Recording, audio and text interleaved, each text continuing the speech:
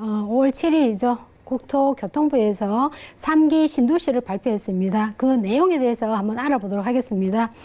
우선 3기 신도시 발표를 했는 내용 중에 보시게 되면 고양 창릉과 부천 대장이죠. 보통 고양 창릉에는 3만 8천 가구를 짓겠다고 하셨고요. 부천은 2만 가구를 했는데 이 목적을 보시게 되면 아무래도 3만 호, 서울을 중심으로 3만 호를 공급하겠다는 이러한 취지에 두시면 되겠고요.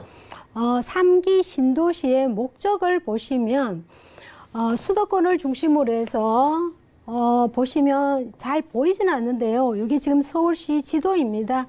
서울시 지도에서 보시면 지금 고양은 요 정도 위치, 부천의 대장은 여기 위치인데요. 서울의 접근성과 업무 지역이 가까운 곳을 선택을 했다 이렇게 보시면 되겠는데요. 국토부에서 발표를 하신 내용 중에 보시게 되면 지금까지 서민들을 위한 주택을 공급을 많이 했지만은 사실 많은 것이 그 계획대로 되지는 않았죠. 그걸 봤을 때 3기 신도시의 주 목적을 보시게 되면 저렴한 가격에 집을 살 수 있는 기회를 다 주겠다는 취지의 목적을 가지고 있는다 보시면 되겠습니다. 어디까지나 네, 오늘 국제 RNC 부동산 연구소의 권우숙 대표님과 함께하고 있습니다. 저희 부동산 이슈 진단 시간에는요, 국토교통부의 2019년 5월 7일 이 3기 신도시 계획 발표라는 주제로 그 자세한 내용 풀어주신다고 하는데요. 여러분들 강의 들으시면서 궁금한 점 생기시면 02-3153-2668번 전화 주시거나 또 무료 문자 번호 013-3366-0110번 문자도 보내주시고 매물에 대한 상담도 받아보시기 바랍니다. 그럼 이어서 강의 들어볼게요. 네, 이러한 서울을 중심으로 접근성과 뛰어난 것을 고려를 해서 물론 3기 신도시를 발표를 했지만은 이러한 내용과 취지에 맞게끔 서민들을 위한 정책이 제대로 이어지는지 지금 정부에서 부동산 규제가 이어가고 있는 와중에서 반가운 소식이지만은 그 반가운 소식이 정말 어떠한 방향으로 흐름에 따라서 정확하게 잘 흘러갈지에 대해서도 많은 의문점을 갖고 계시는 것은 사실입니다. 이러한 것들을 봤을 때에 주요 서울의 접근성과 업무 지역이 좋은 곳이지만은 아파트를 공급할 때는 저렴한 가격에 정말 누구나 집을 살 수 있는 기회를 다 주겠다 하는 이러한 국토부 장관의 말씀 그대로 이어갈지에 따라서 지켜볼 만한데요. 그 목적과 이어서 문제점이 또 많이 발생을 하겠죠. 그 문제점을 보시게 되면 부천도 마찬가지고 고양도 마찬가지입니다. 이러한 내용은 어디 지역이나 신도시 개발할 때마다 발생하는 문제점이지만은 그 공통점을 보시게 되면 첫 번째는 토지 지주와의 협상이 문제점이 걸림돌이 될 것이고요. 두 번째는 보상 문제를 어떻게 할 것이냐의 또 하나의 목적과 또한 걸림돌이 되겠죠. 세 번째를 보시면 기반 시설이 계획대로 가능한가에 따라서 또 많은 차이점이 나겠는데요. 부천 같은 경우에는 김포공항과 아무래도 접근성이 굉장히 가깝다 보니까 소음이라든지 공항 문제가 또 해결을 해야 될 부분이 또 남아 있고요. 고양 같은 경우를 보시게 되면 지금 인근에 보시면 군부대가 있어서 이전하는 문제라든지 또한 기존의 주택 보상 문제라든지 또한 농가에 대한 보상 문제라든지 이러한 문제점이 일부지만은 굉장히 그 이외에도 굉장히 많이 남아있는 이런 문제점이 발견이 될 수밖에 없고 그 중요한 것 중에서 특히나 보상 문제입니다.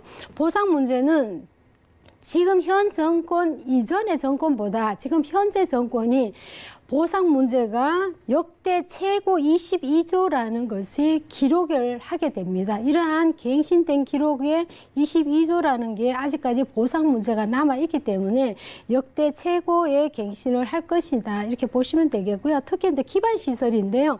기반시설은 간단하게 말씀을 드리면 교통이죠. 교통의 기반시설인데요. 교통의 문제점도 어떻게 해결하느냐에 따라서 그 신도시가 굉장히 많이 큰 차이가 나는 것이 바로 교통은 부동산과 바로 입지와 연관이 되기 때문에 굉장히 중요한 하나의 부분이다 보시면 되겠습니다. 핵심은 교통입니다. 교통인데요. 이러한 교통은 3도시가 서울의 접근성이 양호한 곳을 선별하기 위해서 정부에서 많은 노력을 했지만은 서울 도심에서 30분까지 30분 내로 출퇴근이 가능하다. 가능한지 안 한지에 따라서 많은 차이가 나고 또 주거 지역이다 보니까 이런 친환경이라든지 학군까지 계획에 포함시켜야 되죠. 이런 것이 다 맞아 떨어지면 더할 나위 없이 좋아 보이겠지만은 지금까지 작년 2018년 12월 달에 2기 신도시를 발표를 했는데요. 그 교통 문제도 사실은 해결되지 않은 상태에서 이 3기가 추가적으로 발표를 했기 때문에 교통의 인프라가 신설이 됨으로써 많은 투자가 또 투입이 돼야 되고 이러한 리스크를 줄이기 위해서는 기존에 있는 교통의 입지라든지 이런 것들을 최대로 활용을 할 수밖에 없는 거죠. 최대로 활용해서 그 지역을 많은 관심과 선별을 해서 현명한 선택을 해야 되겠지만은 기존의 서울의 인프라가 가까운 입지여야 된다는 것이 포인트죠. 아무래도 직장인들이 업무 지역에 가까이 있기를 원하기 때문에 이러한 교통 문제가 해결이 되지 않다면은 만약에 3도시라는 계획을 발표했지만은 그러한 것들이 추후에 문제거리가 많이 발생할 수밖에 없다 이렇게 보시면 되겠습니다. 서울로 업무 지역에 가는 교통망이 확보가 얼마나 되느냐에 따라서 그게 또한 공급의 저렴한 분양가가 어떻게 나오냐에 따라서 굉장히 많이 차이가 날 수밖에 없다 이런 내용을 가지고 말씀을 드렸고요. 특히 이제 교통을 보시게 되면 고향의 창동의 교통망입니다. 지금 현재 세전역에서 고양시청까지 이어지는 연결 지하철을 보시게 되면 6개의 노선이 더 추가적으로 들어오는데요.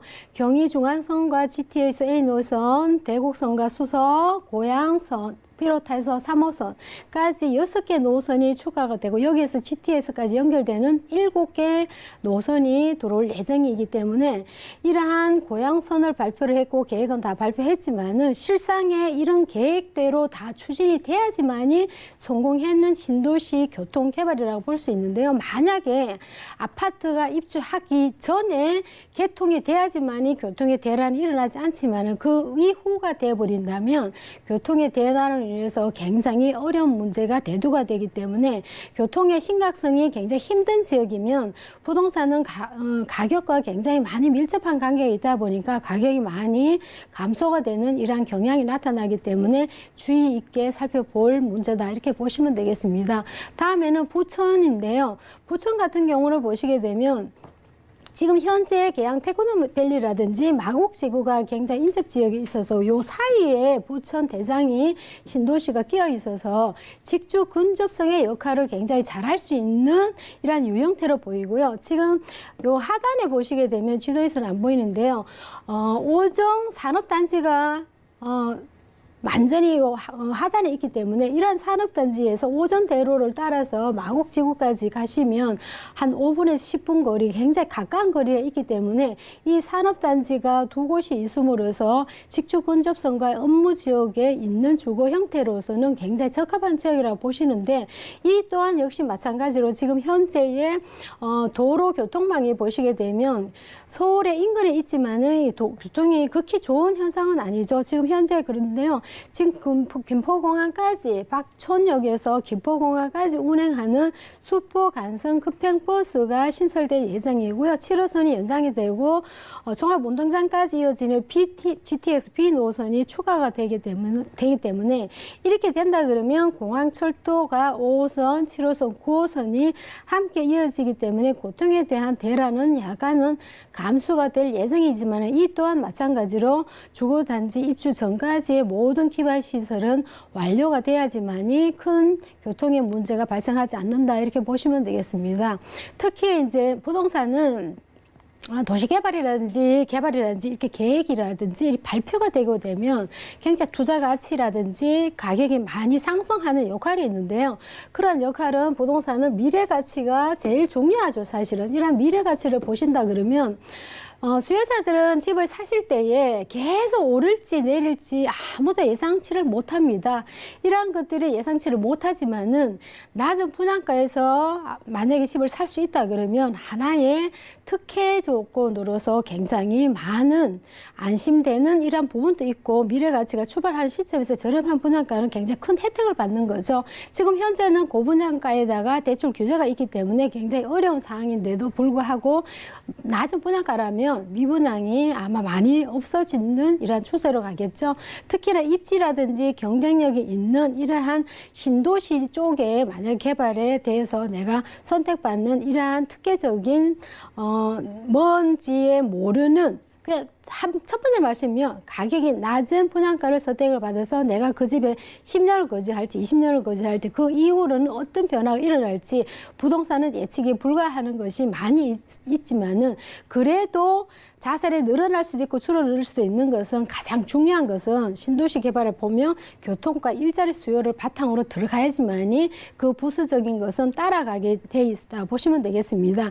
이러한 것들이 가장 중요한 것은 교통과 일자리 수요가 해결이 되고 난 다음에는 이 교통이라든지 모든 것이 그 뒤에 받침돼 주는 것은 부동산의 미래 가치다 이렇게 보시면 되기 때문에 신도시 개발 이후에 저렴한 분양가로 인해서 내가 집을 살 수 있는 기회를 정말 맞이할 수 있는 이러한 정부에서 목표대로 갈 수 있는지에 따라서 많은 문제점이 있지만은 그 문제점을 하나씩 해결해 나간다면 방관 소식이 아닐 수가 없는 이러한 호재를 안고 가시면 되겠습니다.